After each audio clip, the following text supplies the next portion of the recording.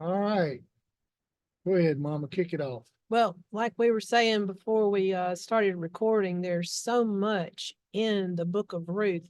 And I think you made the comment that for such a short 4 chapter book, there's a lot packed in here. So we have done our best to condense it down to an hour or so. But I don't know. You're doing, where are we? Yep. Well, like we've started doing recently, is we're trying to say, where are we? How did we end up last time? Where are we physically? And then we asked the question, what time period are we in going through the Old Testament? So here, let's get this kicked off. This is not a senile moment. Where are we? We're trying to we're trying to actually figure out where we are in the timeline of the Bible. Yeah. So Okay, where are we? As you've seen this slide before, this is where, if you were going to define where the 12 tribes of Israel were supposed to be, this shows it.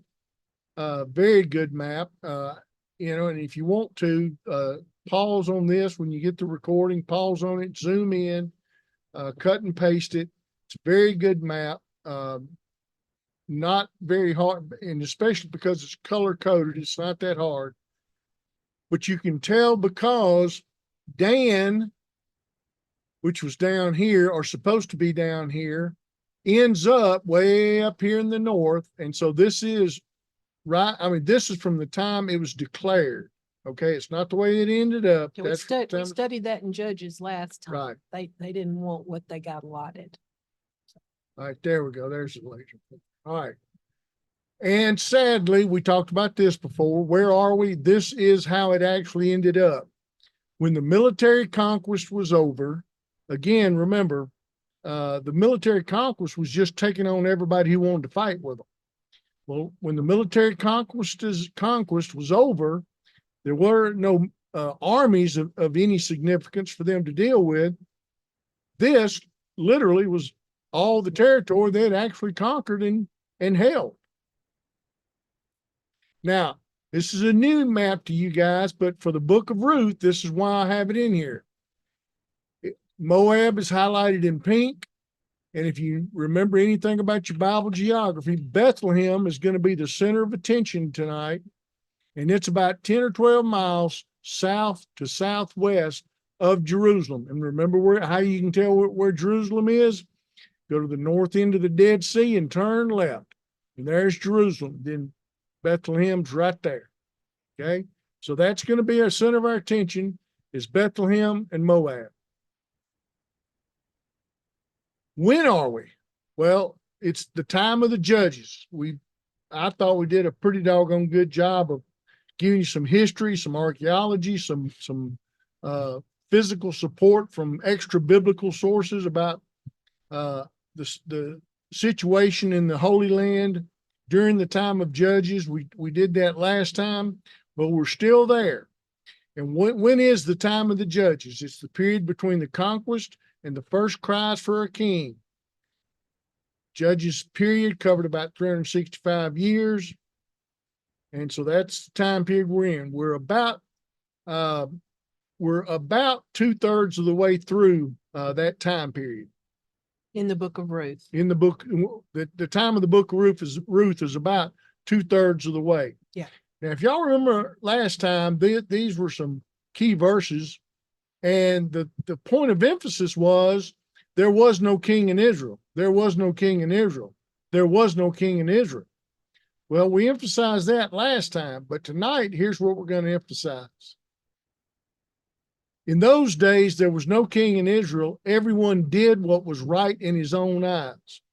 In those days, Israel had no king. Everyone did as they saw fit. Well, the English Bible translates it as right in his own eyes, but that's a misnomer. Really, what is meant by that is it's acceptable by one's own personal standards, not a moral standard set by God, not a moral standard set by any kind of covenant. And so therefore, right didn't necessarily mean right in the way we think of the word right. It was whatever I could basically get away with, and I could talk myself into justifying. And so remember what the book of Judges was full of: failure, scandal, failure, scandal, failure, scandal. Well, guess what? The book of Ruth, for 40,000 reasons, is a really, really good bright spot that occurred at that point in time. Mama? It's a love story on so many Kind of levels. like Key and Snar? Or Yeah, kind of like that. They didn't meet in an elevator. Okay. Well, kind of. Grain elevator. Okay. Chapter 1, it's only 4 chapters. We talked about this earlier. It's a short book. Chapter 1 is Chuck Missler kind of gave an outline to this that I really liked. Said that it's about love's resolve, where we have Ruth cleaving to Naomi. Chapter 2. Before you leave there, the phrases that are most quoted in most weddings between husbands and wives happens to be that phraseology that was used by Ruth to Naomi in that chapter 1. Go ahead. Which is? Well, I didn't memorize them. Where thou goest, I will go. Where thou lodgest, I will lodge. Your Yeah. people will be my people. Your God will be my God. Yeah. Yeah. That's the one. That's the one. Okay. So I'm glad you remembered it. okay. Well, Better you than I brought did. it up. Chapter 2, love's response. That's the part where we see Ruth gleaning the fields. This is just the hitting the highlights. Chapter 3, love's request. We have the threshing floor. Chapter 4, love's reward, the redemption of both land and bride. And we're going to see how that plays out in the next few, in the chapters. There are multiple levels of studying this book. I'm not sure I've studied all of these levels. I think I've hit the high spots on some of these levels. I think it's only beginning to reveal itself, and how this book reveals itself is critical to understanding parts of Revelation. I feel like that we've never, and maybe that is the hint of something deeper. But Well, we've been told so many times that from the book of Genesis, everything points to Revelation. All the way through the Old Testament, all the way through the New Testament, it all points to the book of Revelation. And like Snar and I said when we first cracked open the study tonight, is we learned so much in us studying, trying to be able to pass this along to you guys. And this is one instance where it's so plain that the Old Testament directs us to and ties us to the book of Revelation. Go ahead, Mama. And then also, I forgot what I was going to say. Well, we have the primary application here. We have that it historically happened. It was real. It really did happen. It really did happen. It was a part of history. And as you said before, this is still in the time of the judges. And then at a practical level, we can read this again, and there is definitely an application to our own lives. We see that in the wedding ceremonies and people using the verses out of that to illustrate loyalty and commitment and loyalty, commitment, character. What a good man, what a good leader in a community would look like. I mean, there's so many things. So many on a practical level. So many practical. Then there's the prophetical and what it reveals about the future. We've gone through this a lot, going through the Old Testament about types and shadows and things like that. And I think to the Jewish mind, who this was, written to and about, that's more important than ever to try to look into some of that. And then I'm not sure how you say this. This is a Jewish rabbinical word, but it means a hint of something deeper. And then we were talking about the book of Revelation and how you could just keep going with this and realize more and more. We want to talk about a big word for 1 second. Mike's not here. I was going to say something to him about this, but hermeneutics. And I knew he was going to have something to say back to me, but it's not a song by Herman's Hermits. all this word means really is it's talking about your way of viewing information. The Western view, which would be our view, Which way we Yeah. were raised up. Yeah. Yeah. view of prophecy itself would be that we would look at a prediction and then we would look at the fulfillment. We would look at a prediction, then we would look at the fulfillment. That would be a Western view of prophecy. But And well, before you leave that subject, it's a case of when the prediction became reality. Well, that was confirmation of our faith. That was confirmation of, the Bible is real. God can perform. And, the fact that you could predict something and, a week later, a year later, a century later, a millennium later, it come to fruition. Well, that's supernatural as well. not only that, but we've looked at, and I think we've talked about this before. I know you and I have, but how you knew a prophet was a true prophet. And I've seen a lot of people in apologetics, use this with the Mormon faith, to say if a prophet is a prophet in the Old Testament, if his prophecies didn't come true, what'd they do to him? Killed him, They killed him. stoned him. He was killed because they realized that was not of God. He was putting things out there, on his own. So predictions, fulfillments, I mean, that's always been something we thought that And was that's the important. only extent to which I ever had any attachment to the word prophecy or prophetic. But hermeneutically, the Hebrew view of prophecy is more in line with looking for patterns. And we do that too. We do the types and the shadows. Yeah, we refer to it as types and shadows and models and things like that. And the Jewish rabbinical way of thinking is they call it looking for patterns. Mhm. Which are there. Critical links in the chain in this story. We have Bethlehem. And we talked about on every page it pointing to Revelation, but on every page points to Jesus. Jesus is on every page in the Old Testament. You think, okay, well, he doesn't show up until the New Testament. He is there. It is all about him. Bethlehem, the cross, to the crown, to the throne of David. Issues that are looked at the kinsman redeemer, the church, and the nation of Israel. Mhm. And so let's get down to what the book is about. The characters, there's just a few characters in this book, Yes. actually, would have a great impact on the future. But Naomi would be the first one. Who was she? Well, Naomi was the widow of Elimelech. Is that how you say it? Yep. Elimelech. Okay. She was the mother of two sons, Chilion and Mahlon. Both are deceased. They were married, so she does have two daughter-in-laws that have survived her sons. But they didn't die until they had moved to, well, none of the three died until they had moved from Bethlehem to. Well, I would put forward to you that let's do where was she and why was she there? She was in Moab. Okay. Why was she there?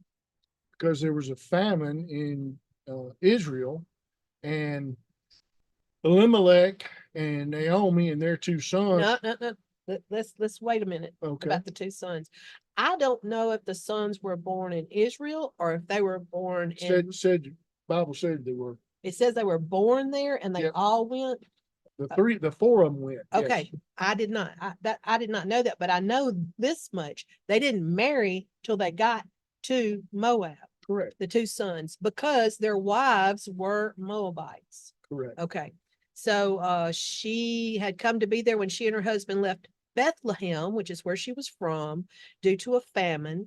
And we know that her husband owned land in Bethlehem, which would have been sold or leased out when they left. Let's talk about that for a second. Well, you want to tackle it now or wait till we talk about redeeming? Let's wait. Okay. We'll wait. Yes, they own land. They owned possessions. which would have been leased family out, was but we're Ruth. going to talk about what being leased out means more because it's important. It's Yeah. important. Being a widow, and she had no reason to remain in Moab, and she wants to return home to Bethlehem. Well, she Not only actually- that, she heard that the famine was over, Yeah, and so she wants to go back to Bethlehem. yeah, and good times had basically returned to the area where they used to live. Right. So she wants her daughter-in-laws to go with her. Who were her daughter-in-laws? Ruth was the widow of Naomi's son, Mahlon. We know from scripture that she loved Naomi very much and she was very dedicated to her. She was a Moabite.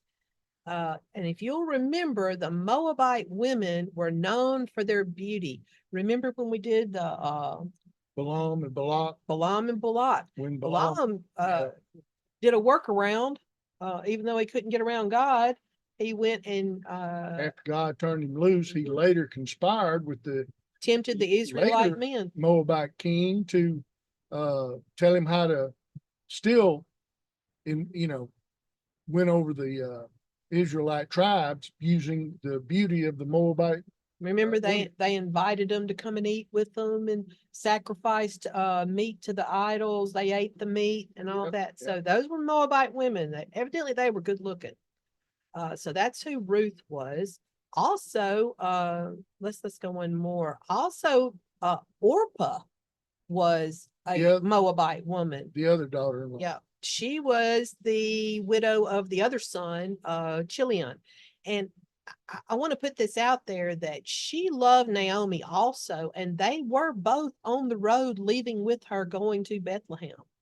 But Naomi Naomi pushed her one realized more time she not to go with her. she does it a couple of times. She That's what tells it says. she One, tells one more time, she said, "Look, y'all really don't need to be going." because they were going to be confronted with the problem of being a Moabite woman when they got back to Bethlehem. And there was very, very, very little chance that they would find suitable marriages Well, there. let's face the reality. They didn't have Facebook. They didn't have Twitter. Well, they were Moabites. Naomi- You weren't supposed to marry a Well, Moabite. wait a minute. Naomi knew nothing other than she heard the famine was over. She didn't know how she was going to be received when she got back there. She is a widow herself. Oh, Her land has been leased out. she don't know doesn't what's the have anything. situation of her home, her land. I'm not even sure what she went back to, but I know it was she was pretty much destitute when she. Well, that's where her broader family was, and hopefully, I guess she would expect to maybe see cousins, other relatives, stuff like that. But that was her. She knew she was facing a tough enough time. Well, we do know they all knew her That's it. when she got back because Yeah. it says that. Let's go back. But the reason she wanted those daughters-in-laws to stay is because if it was going to be as bad as it might have been for Naomi, it would have been 10 times worse for them. She was thinking. She was she worried. brought up the point that, according to tradition, that if she had, even if she could have another son, but she had no sons, and that son, by those traditions, would have stepped in and married them. Yeah. That what were they going to do? Wait that many years for them to grow up? She knew that wasn't even possible. So let's go back now and pick up though Boaz, who he was. Boaz means in him is strength. He was from the tribe of Judah. And guess who he was the son of? He was the son of Rahab, the harlot. From Jericho, if y'all Right. remember that. And Well, Boaz means his name intimates he was strong. Let's just say he was a man's man. He was a man of law. He was a man of community. And apparently his reputation was such that when local disputes would happen, people would take their troubles to him, and he would try to reason with them because he was a smart man. He was well respected in the community, but he was also a man of war, which meant that when he said look, I told you to give that farmer his pigs back. And, if what he said wasn't carried out, he had the ability and apparently had demonstrated the ability that he would, kick their rear ends and make them do what was right. Everybody had Boaz in their good thoughts. It was in that community. Well, he was, it indicates evidently that he was fairly wealthy. He had Yes. multiple servants and fields and all the harvests and Right. things that we hear about, so. Well, you wanted to talk about it. Yeah, y'all, I think this is a real good map. This shows you, and you got to remember now, this map actually looks to the north. I'm sorry, you are looking to the northwest. North is a 45-degree angle to the right. North runs from the Dead Sea up the Jordan Rift Valley, following the Jordan River up to the Sea of Galilee. In the far top of the picture is the Mediterranean Sea. Now, one of the reasons I wanted to use this map is I'm going to show you right here. There's the Mediterranean Sea. See this green area right here? This is the land this is the plains that border on the Mediterranean Sea. And then you get to the high country. Well, guess where the Dead Sea Scrolls are? Right around in here. Guess what that area is like? Dry, dry, dry, dry. Okay. The reason, and this is why I wanted to use this map, is because as the elevation of the land goes from sea level out here to this ridge right here, the air has to rise. And as the air rises, it loses a lot of its moisture. Now, as long as you're far enough in, you're still getting some moisture. But once the air drops over into this valley here, it's mostly dry. But every now and then, the weather doesn't cooperate. And instead of the rain clouds being able to come most of the way, sometimes they don't. And that's what happened in this case, where the famine was attacking Israel all right here. Okay, it was because there wasn't enough moisture making it up into the high country. And that's why, they were suffering the famine. The Old Testament weatherman. Yeah. All right. But there you see, there's Bethlehem, there's Jerusalem. This shows you the most likely route based on how we knew that roads and highways were used throughout the history in this area. And then they finally got down here to somewhere in Moab. Okay. And the trip one way would have taken about a week, traveling on foot, on donkey, from Bethlehem to somewhere in Moab. But this is why, vice versa. And vice versa. This is why I wanted to use this map, was so that I could show you why sometimes in the history of Israel, drought is not that hard to understand why it happens. Okay. So we've talked about a lot of this. This is just the scripture that we're talking about, the return to Bethlehem, where Naomi said to her two daughter-in-laws, go back, each of you, to your mother's home. And this is, I think, the first time she tried to get them to go back. Go ahead and do the next one. She does plead with them to go back. She makes a case for them that pretty much marriage is lost if they follow her, and they wouldn't be looked on as prospective brides. Well, let's analyze what their situation was in Moab. In Bethlehem, they at least had left some land, a home, maybe some servants, don't know. But in Moab, they had nothing. From Naomi's perspective. But she tells them to go back to their mothers. What I'm saying is, there you go. Naomi had nothing. Right. And them, as widows of her dead sons, they had nothing, because they had not lived. There we go. So right. If they had something, they would have had their own way to talk about redeeming and finding a new husband in Moab and that sort of thing. Well, I think that's why they said, go back to your mother. Exactly. They would have better prospects where they were. So can you go to the Yeah. We talked about this already. Bethlehem remembers Naomi. The whole town, it says, was stirred because of the arrival of Naomi. They were But glad to see her. She said, look, don't be glad to see me. The Lord's hand is against me. Woe is me. Woe is me is a good way to say it. Call me Mara, which means bitter. So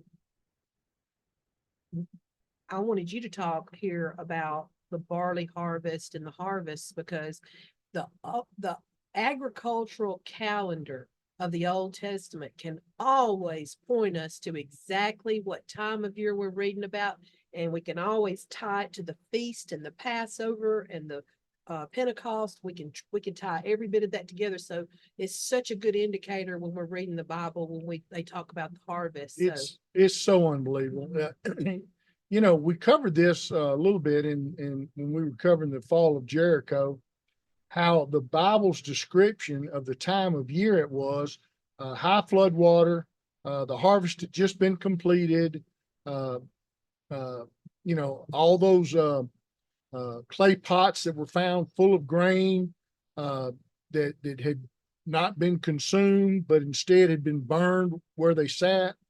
And where do we get that from? We got it from the details in the scripture. Well, there are details in the book of Ruth that can similarly be used to tell what time of year it is and that sort of thing. And the part that we were talking about earlier about the prophetical and understanding a lot of that, those types and shadows are going to come in with these harvests and understanding. And I'm so sorry that we're not going to do a better job of really exploring all this, but there's no way to do it in an hour.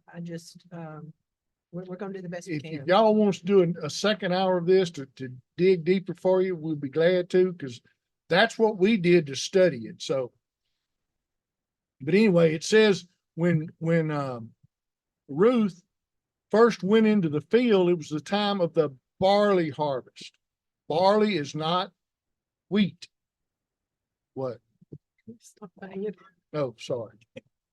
Barley's not wheat. No, barley is not wheat. Wheat is harvested at a different time. But the scripture, if y'all read the 4 chapters of Ruth, like I sent to you in homework, you notice that she starts at the barley harvest, and then she stayed there. She was allowed to glean from Boaz's fields through the wheat harvest. Well, that's about 2 months, as you'll soon see. All right, here's the agricultural calendar. Because I do want to say this, because when I read this the first time, that was lost on me. The amount of time she spent gleaning the fields and with the women of Boaz, because I thought, okay, she went out there, she gleaned the fields, she got him something to eat, he was kind to her, she went into the threshing room, and it didn't really sink in for me how much time she actually spent around Boaz. But go ahead. Well, and there you go. If you're not familiar with things like this, the details, you're just blowing through the details. Yeah. And you're not realizing they're details, but they're details that tell you a lot. I don't know how to make ourselves slow down, but it's like we told you, doing this for y'all forces me and Sonar to slow down and dig and dig and dig. And my gosh, it's just like a treasure trove. We are. But it's in there. It's in there that she started her first exposure to Boaz was at a barley harvest at that time. Okay, here's what we're showing you right now. The barley harvest is in the time of the later rains, and it's barley and flax being harvested at that time. When is this? If you remember, well, it covers the period of March and April, and the Jewish calendar, it's the first month of the Jewish calendar after God had changed it in the book of Exodus. Mm-hmm. And Nisan is the first month of the Jewish calendar, and it basically covers a period between March and April. And here's what you need to know about the special days. Nisan 14, Passover. 15 through 21 is Feast of Unleavened Bread. Then first fruits is the Sunday following Passover. Okay. This is when the story of Ruth and Boaz start. Okay. So Ruth meets Boaz in, I said the grain field, but it's the barley field. And Ruth, the Moabite, said to Naomi, let me go to the fields and pick up the leftover grain behind anyone in whose eyes I find favor. And Naomi said to her, go ahead, my daughter. So she went out and entered a field and began to glean behind the harvesters. As it turned out, and I like some of the other translations a little better, it says, perhap or happenstance, perhaps she was working in a field belonging to Boaz, who was from the clan of Elimelech. Elimelech. All right, let's pause here and talk about this. If you don't know what the law of the gleaning of harvest was in ancient Israel, it was the fact that if you own the field or you control the field and you're the planter, you're the farmer, and your hired people are harvesting, excuse me, you are only allowed to go through the field one time. Whatever you can pick up, whatever you can gather, that's yours. And you are to leave whatever you drop, whatever's at the edges of the fields, in the corners. That is to be left for the widows, orphans, and strangers. It is the ancient Jewish welfare system. Exactly. And it was mandated by God. This is Yes. not something they came up with on their own. This isn't in rabbinical writings. This is in the Old Testament. Okay. I think it's in Leviticus. Boaz, I have skipped some of it here, but Boaz asked the overseer of his harvesters, who does that young woman belong to?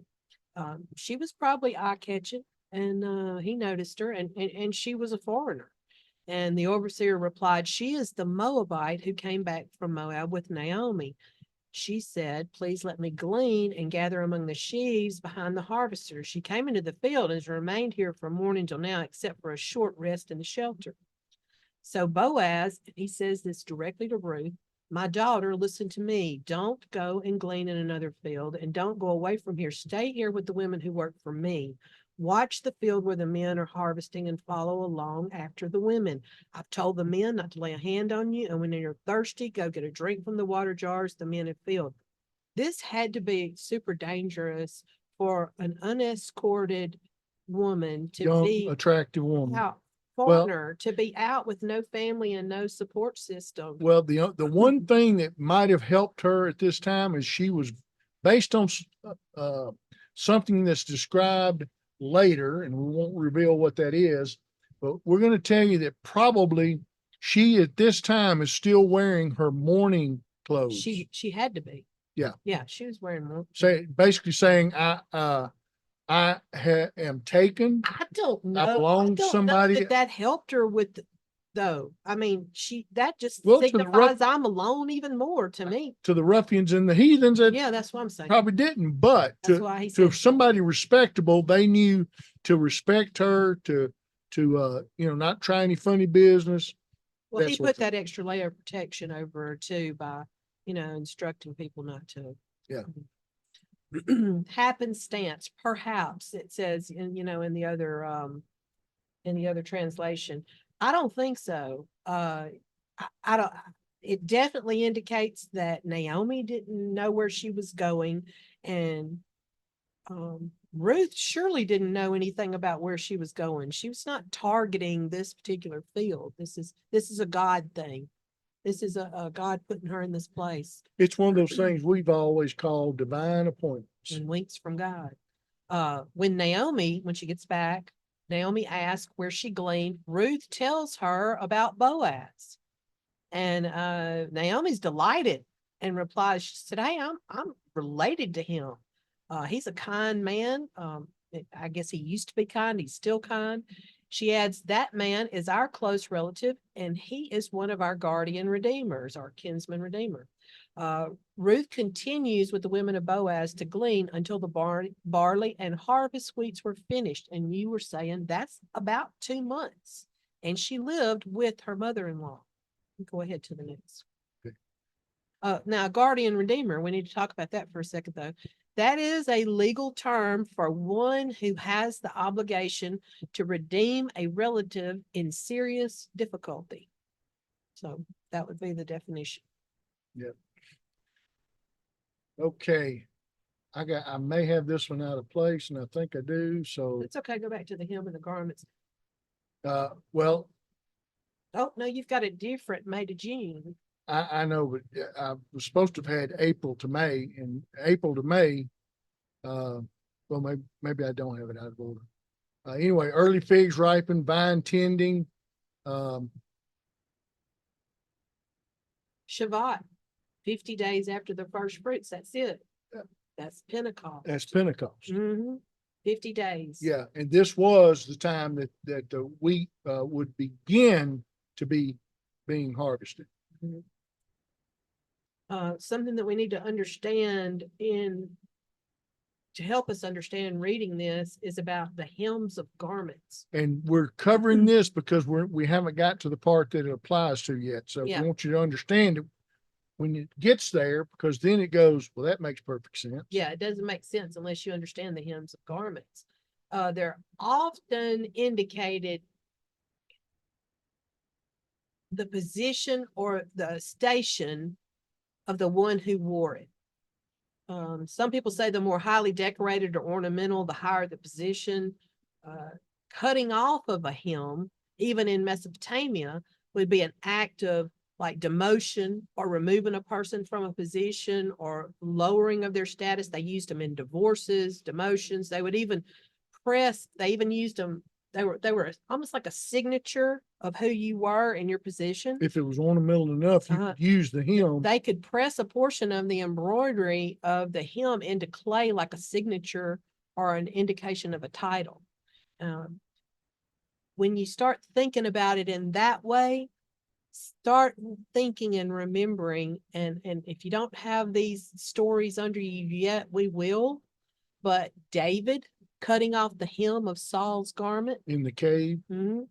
Saul tore the hem of Samuel's garment. I don't know if you remember that one. That's an interesting one. And remember the woman touching the hem of Jesus's garment as he passed. And you got to remember now that this woman was a Gentile. Because if she had been a Jew, she would, with the issue of blood, she wouldn't even been allowed out of the house. But the hems of garments, is the point, was so significant. That's true. But as we move through this, I want you to remember that when woman was a Gentile. We're not going to talk about that story today, but that is so good. I love that. Yeah. Okay. But the point being made is, when you see military people, you see, their stripes, the boards on the top, the sleeves have multiple stripes on them. You have stripes on the shoulders, things like that. Well, in Middle Eastern and Near Eastern cultures, and for sure in the Jewish culture, the hem of the garments, the more decorated and the higher up the decoration would go, that would mean, ooh, this guy's really a bad dude. And I want to make a point too that I did look this up, but the word for him is S-U-L, and it's got all kind of little tick marks all around it. It's not how you say it, but Saul, S-U-L, means hem, skirt, or train of a robe. So all of those things all apply to that. Yeah. So sometimes you see that touched his robe, did this with his robe. All that had to do with the same. Yeah, just like the bells that were at the bottom of the high priest's skirt. Yes. Okay. Now let's keep going. The threshing floor.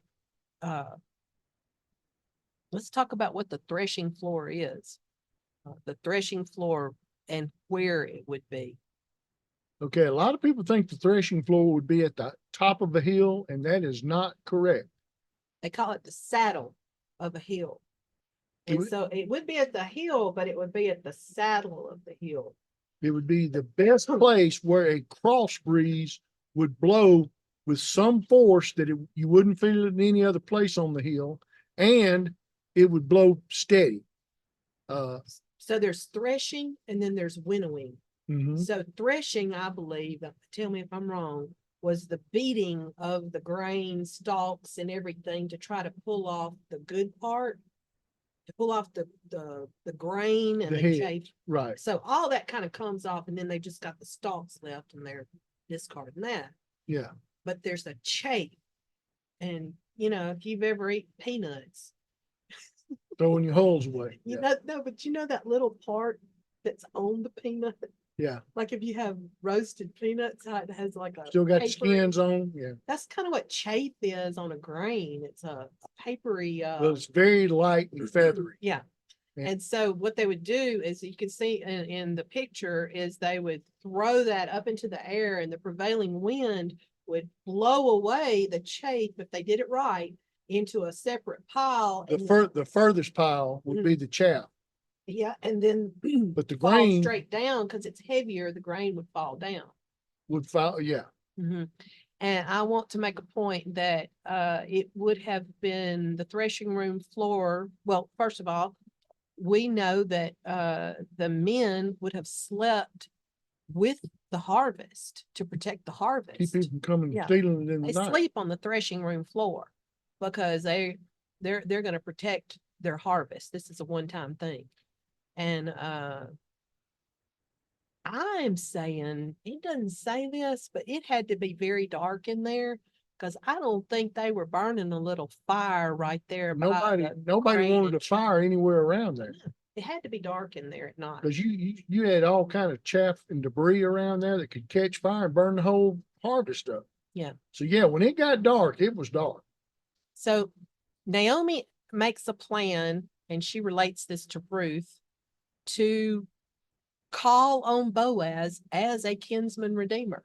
She says, look, I gotta take care of you. I gotta get you taken care of and saved. And especially these 2 months that have gone by, and she's seen all the kindness that he's done. I mean, he's even told, you know, cut extra and throw for her, and stuff. Oh yeah, Yeah. he told his men to leave extra for her. Yeah. And make sure that she's able to go home every day with her. So she's Bag probably full. pretty confident that he's taken with her and kindly toward her. So they make a plan. And the Bible says, when Boaz had finished eating and drinking and was in good spirits, he went over to lie down at the far end of the grain pile. Ruth approached quietly, uncovered his feet, and lay down. In the middle of the night, something startled the man. He turned, and there was a woman lying at his feet. "Who are you?" he asked. Because there I say again, it was dark. "I am your servant, Ruth." Well, wait a minute. What? Remember when Ruth sent her off? She said, wash, She did. anoint, She did. put on your best clothes. I didn't add that.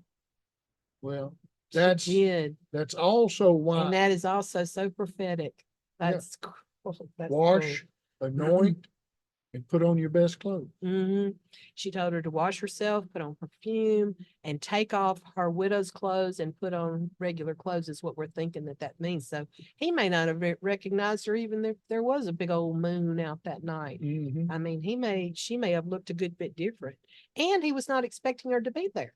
And he's not expecting her to be there. He said, "Who are you?" he asked. "I am your servant Ruth," she said. "Spread the corner of your garment over me, since you are a guardian redeemer or kinsman redeemer of our family."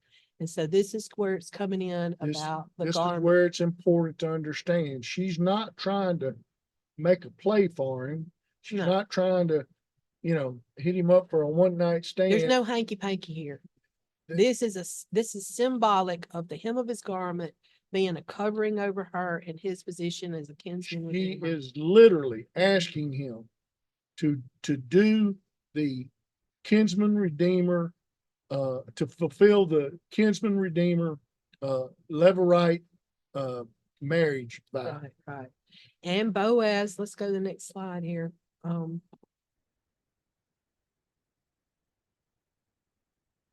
Boaz accepts with one problem. And there is a thing that goes on there where he sends 6 sheaves home as a sign to Naomi that he's going to take care of the problem. But that's another story. There is another who is a closer relation to Naomi. So he would have the first right to redeem the land in her. Boaz meets in the gates where all this official commerce goes on and offers it to him. Yeah, y'all need to understand two things. First of all, Ruth could have been acting for herself. She's young, she's attractive.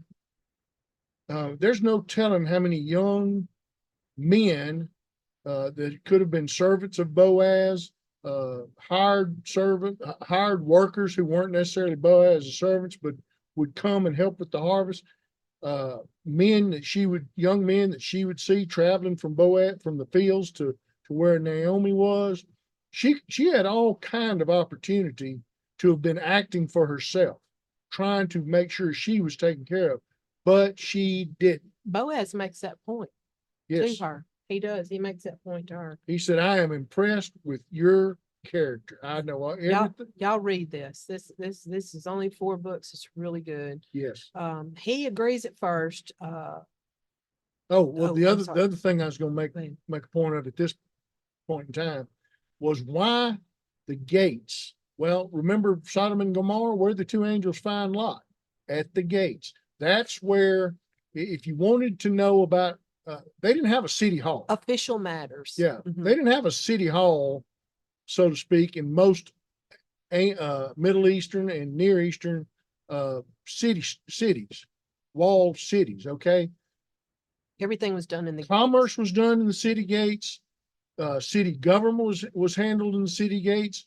Religious matters were done at the city gates. Disputes were handled by the elders of the city at the city gates. Right. So that's why it's not out of the ordinary for Boaz to meet him, for Boaz to go to the gate and wait for him. And then when he comes by, he says, "Hey, come sit down with me. We got to talk about something." So go ahead. So the kinsman redeemer that is closer in relation, at first he says, look, Naomi has this land that she is Entitled to? Yeah, well, it's translated just a little bit wrong. It says that she's selling, but it was already really sold. He said, but you have the right to redeem it. And he said, I wanted to, bring this matter. She needs somebody to redeem it for her, and you're first in line. And so the guy, at first he agrees. He says, I'll redeem it. Says, I will. And so, but when it gets revealed that because of the laws of redemption, he will also have to marry Ruth, a Moabite woman, and Boaz is throws that right up in there pretty quick, doesn't he? Yeah. He did that to try to see if he could keep the guy. We don't know. We don't know that, but that's the way it turns out. Yeah. And you got to remember this, y'all. The kinsman redeemer did not have to marry Naomi. Why? Naomi had kids. The marriage part only came about for widows whose husbands died without leaving heirs. Right. So that's why he was Boaz was not pulling the wool over the guy's eyes. No. He was telling him how it had to be. Yeah. So now if you're going to redeem this land for Naomi, look, she's got a daughter-in-law whose husband died. You're going to have to marry her. She was a Moabite. Yeah, she comes with it. She comes with the deal. He refuses. He refuses, since the land wouldn't be.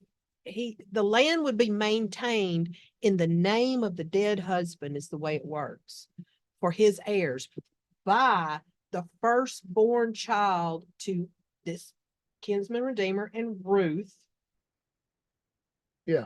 That son would inherit the land and part, I guess, of his portion. So he decides that he doesn't want to mess up what he's got. He's probably too much sugar for a dime. Probably got a wife, and he has kids, and he doesn't want to break all that up, and he doesn't want to give it, because you have to think this is going to come about later, and I maybe shouldn't say it now, but this would actually be a son for Naomi.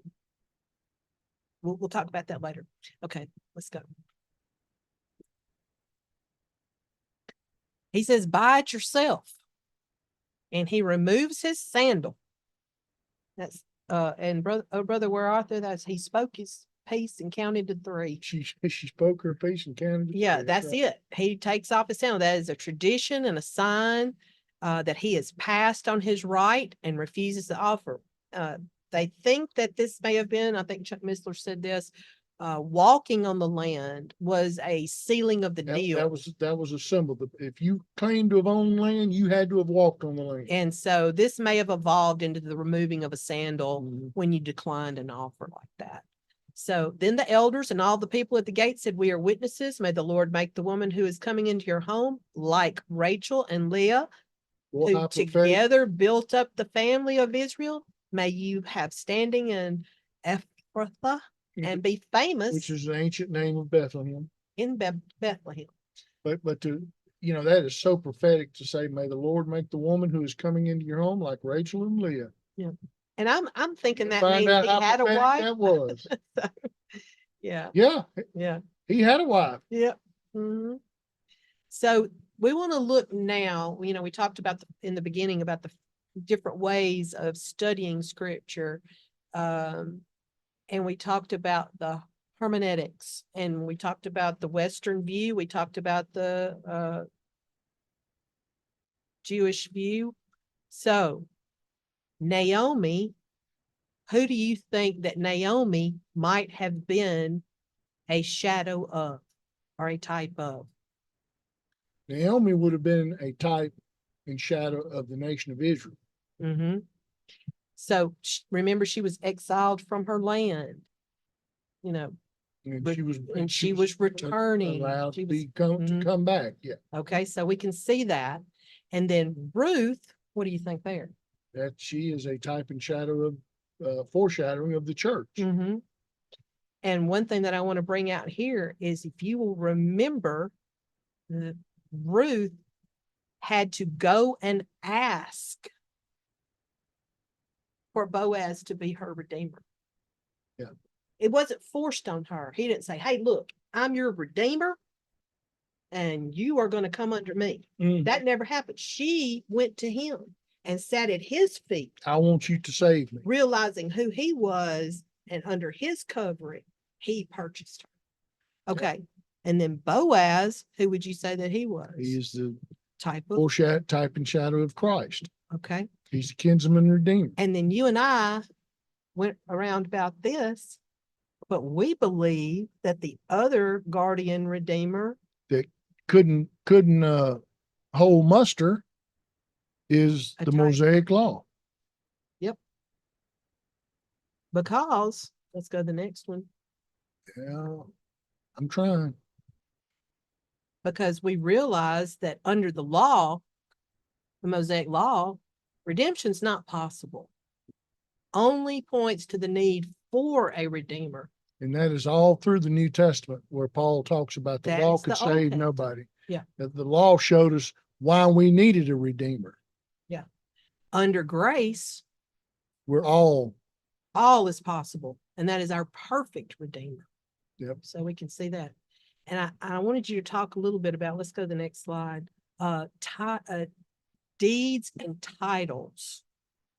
Yeah. And purchases. Now, because then Boaz announced to the elders and all the people, today are your witnesses that I have bought from Naomi all the property of Elimelech, Kilion, and Mahlon. I have also acquired Ruth, the Moabite, Mahon's widow, as my wife, in order to maintain the name of the dead with his property, so that his name will not disappear from among his family or from his hometown. So, right. Well, let's cover one thing here first. The fact of the matter is, it wasn't that Naomi had the land. yeah, Naomi had the right to the land, mm-hmm. but it had to be redeemed for her. Okay. And it has to do with the translations, because in one place it says the land that had been sold. Well, the implication clearly was they had to, quote, sell the land, even though Jews couldn't actually sell the Talk land about the, in the way we normally talk think about of the it. year of Jubilee. I will. Okay. I will. So nothing, it wouldn't make sense if Naomi showed back up and somebody said, hey, come on, get your land. That's not what happened. There would be no need to redeem the land. Right. What had happened is when Elimelech and Naomi and the two boys left, they were at the end of their rope. Mhm. They had suffered famine long enough, and they had basically had to sell everything they could and try to get to somewhere where they could survive. And so what they had done is they had pledged the land in the way the Jews, the Hebrews could pledge their land. It's kind of like And that- leasing the land. And that's what Snar's making reference Yeah. to. In their legal system, you did not sell the land. The land belonged to God. Okay? And God said, I have declared for the 12 tribes of Israel, here is the promised land I am giving you forever. But he wanted to make sure it never could be alienated. And what do I mean by alienated? They couldn't sell it to Og, the king of Bashan. They couldn't sell it to somebody in Syria. They couldn't sell it. They had to keep it there. Now here's how it worked. You didn't literally deed it as in giving the fee ownership. What you actually did was you gave title to the land, but it all was measured against the next upcoming year of Jubilee.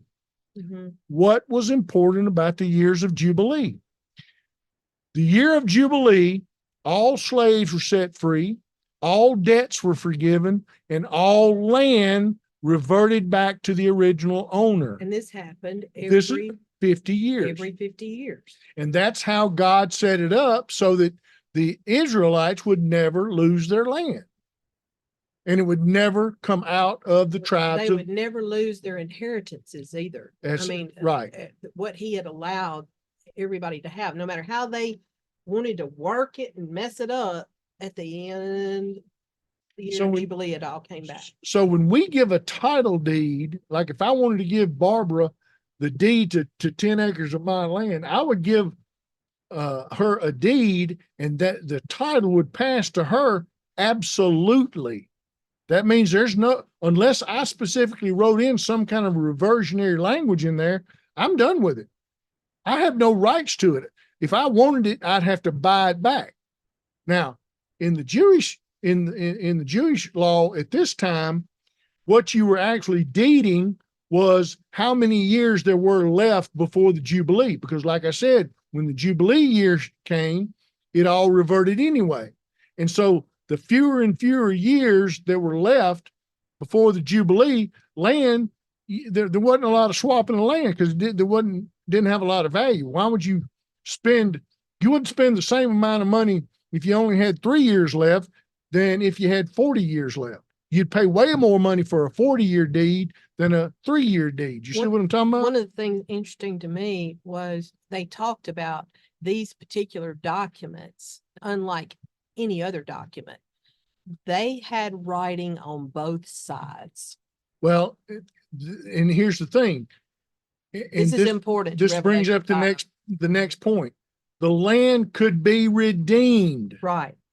And early. the redemption was written on the other side, right? Right. And here's the thing. The interior of the scroll was the part that gave the land to somebody, however it was, conveyed. The outside of that scroll had the writing on it that talked about if it was going to be redeemed early, here's what you had to do. Okay. You understand that? That's why you see it's talked about the writing on the inside was the conveyance. The writing on the outside was how to undo the conveyance. Right. Go to the next one. We're running out of time. Much of this explains something in chapter 5 of Revelation that I had never understood before. I'm going to read you the scripture. Then I saw in the right hand of him who sat on the throne a scroll with writing on both sides and sealed. I get choked. With 7 seals. Well, Read I'm it. not going to bail you out. No, you can't do it. And I saw a mighty angel proclaiming with a loud voice, "Who is worthy to break the seals and open the scroll?" But no one in heaven or on earth or under the earth could open the scroll or even look inside it. I wept and wept because no one was found who was worthy to open the scroll or look inside. Then one of the elders said to me, "Do not weep." Next one. See, the Lion of the tribe of Judah, the root of David, has triumphed. He is able to open the scrolls and its 7 seals. And I always thought there were 7 different, but I think it's one scroll and you go so far and then there's another seal. And then you go so far and there's another seal.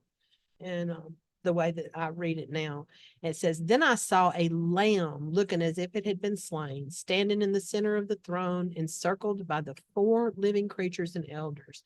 The lamb had 7 horns and 7 eyes, which are the 7 spirits of God sent out into all the earth. He went and took the scroll from the right hand of him who sat at the throne." Here Chuck Missler says he was on the inside team here.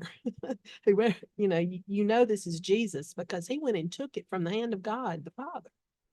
And it says, "And when he had taken it, the 4 living creatures and the 24 elders fell down before the Lamb. He alone is worthy. He purchased us. That's why he is worthy." And it says, "You are worthy to take the scroll to open its seals because you were slain, and with your blood you purchased for God every person from every tribe and language and people and nation." So we see that tie together, that type and shadow of the purchase Redemption. and the redemption, the purchase with blood here.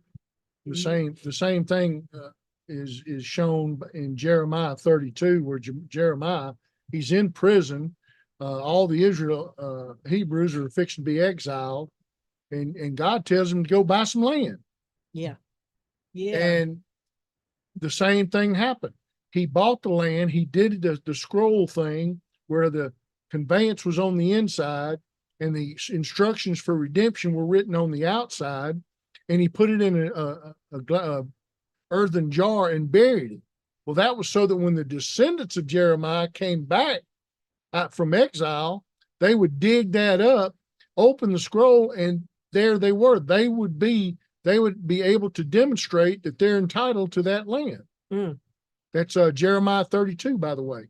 But what are we talking about? We're talking about redemption. How many times, how many different ways can it be described as to what it is that actually saves us? Well, in this particular case from the book of Ruth, the theme is redemption. How does it happen? And it is what does it look like? Kinsman redeemer. Kinsman redeemer. Jesus, all God, all man, but he is kin. He is kin to us. And, I don't know how much, we've done a good job of tying this together, but I think we've got just a couple more where we can do that. Naomi gains a son here because it says, "So Boaz took Ruth and she became his wife," right? "He made love to her. The Lord enabled her to conceive. She gave birth to a son. The women said to Naomi, 'Praise be to the Lord, who this day has not left you, Mara, without a guardian redeemer. May he become famous throughout Israel. He will renew your life and sustain you in your old age. For your daughter-in-law, who loves you and is better to you than 7 sons, has given birth." Then Naomi took the child in her arms, cared for him. The women living there said, "Naomi has a son," because he is a replacement for her. He is a new son as a replacement to inherit. You see that in the way that they do that.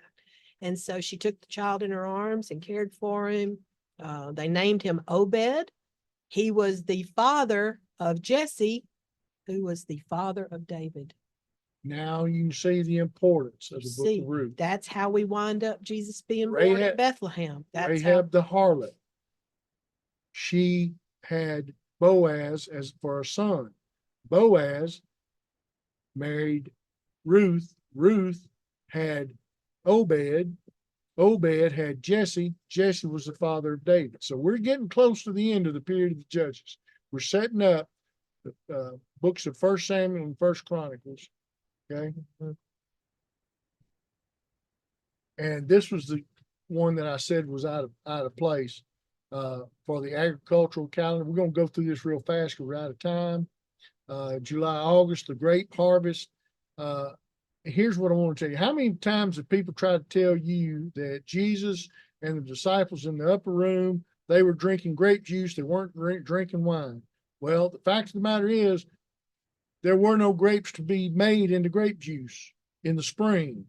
That's true at Pentecost. That was And wine. the grapes that would be harvested in the fall, which is when grapes were harvested, wouldn't last. The only way it could be made to last is it was allowed to ferment into wine. Well, it was a preservation. The wine is Exactly. preserved. Exactly. And once you had new wine put into a new wine skin, it could last a whole long time. All right. And again, these are some for you to save. There could be a whole study on that, but Yeah. let's keep All right. going. Now, at the beginning, we said Ruth basically puts Bethlehem front and center. Rachel died and was buried on the way to Ephraim, that is Bethlehem. The Lord said to Samuel, how long will you mourn Saul, saying, I've rejected him? Fill your horn with oil. I'm sending you Jesse the Bethlehemite. So Samuel did what the Lord said and went to Bethlehem. Jesse the Bethlehemite. So Jesse's in Bethlehem. Right. Yeah. And which would be natural. Right. But you, Bethlehem, though you are little among the thousands of Judah, yet out of you shall come forth to me the one to be the ruler in Israel, whose goings forth are from of old, from everlasting to everlasting, is what you hear people say. All right, but Bethlehem becomes ground zero. Now, after Jesus was born in Bethlehem in the days of Herod the king, behold, wise men from the east came to Jerusalem. Then Herod, when he saw that he was deceived by the wise men, was exceeding angry. He sent forth and put to death all the male children who were in Bethlehem and in all its districts from 2 years old and under, according to the time which he had determined from the wise men. What are we talking about? Talking about the seed war. Seed war, folks. Has not the scripture said that the Christ comes from the seed of David and from the town of Bethlehem where David was? That's it, honey. That's it. We may not have done a good job of putting everything together the way it could have been. But like I said, we needed 4 hours to do this. And there's so much in the we book got of you Ruth. started. And that's the got you best we can say. We got you started. Yeah.